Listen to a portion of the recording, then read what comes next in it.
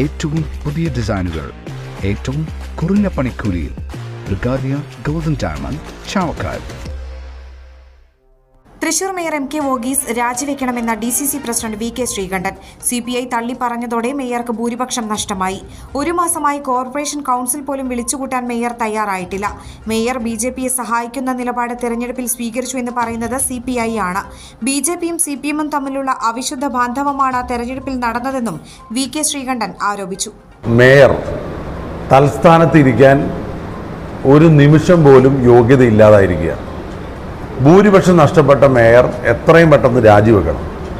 ഇത് രാഷ്ട്രീയ കാരണം മാത്രമല്ല, ഒരു മേയർ എന്നുള്ള നിലയിൽ സമ്പൂർണ്ണ പരാജയമാണ് കഴിഞ്ഞ 3 മാസത്തിലേറെയായിട്ട് അദ്ദേഹം. നിയമപരമായി നിയമാനുസൃതമായി വിളിച്ചുകൂട്ടേണ്ട കൗൺസിൽ യോഗം പോലും വിളിച്ചു കൂട്ടിയിട്ടില്ല. കഴിഞ്ഞ മാസം നടത്തിയ സ്പെഷ്യൽ കൗൺസിൽ അത് നിയമാനുസൃതമുള്ള ഒരു കൗൺസിലല്ല.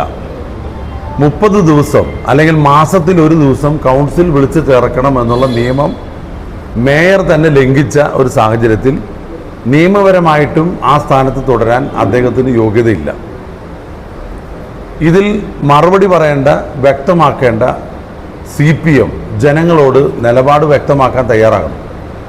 തെരഞ്ഞെടുപ്പിന് മുമ്പ് മേയർ പരസ്യ പ്രസ്താവന നടത്തി BJP സ്ഥാനാർത്ഥിയെ പുകഴ്ത്തിയപ്പോഴും CPMന്റെ നേതൃത്വം ഒരക്ഷരം മിണ്ടിയില്ല.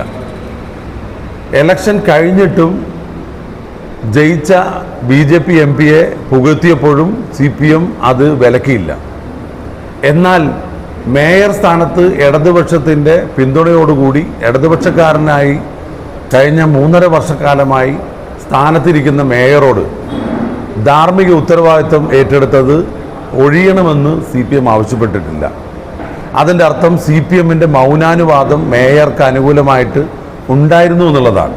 അന്താരാഷ്ട്ര നിലവാരമാർന്ന 100% സംശുദ്ധമായ silver jewellery collections, hand crafted classic silver ornaments, platinum പോലെ silver, Alukkaran silver jewellery, Chettuva road Chavakkad, Chettuva road Vadanappally. Guruvayur മണ്ഡലത്തിലെ നാട്ടുവാർത്തകളുമായി സർക്കിൾ ലൈവ് ന്യൂസ്.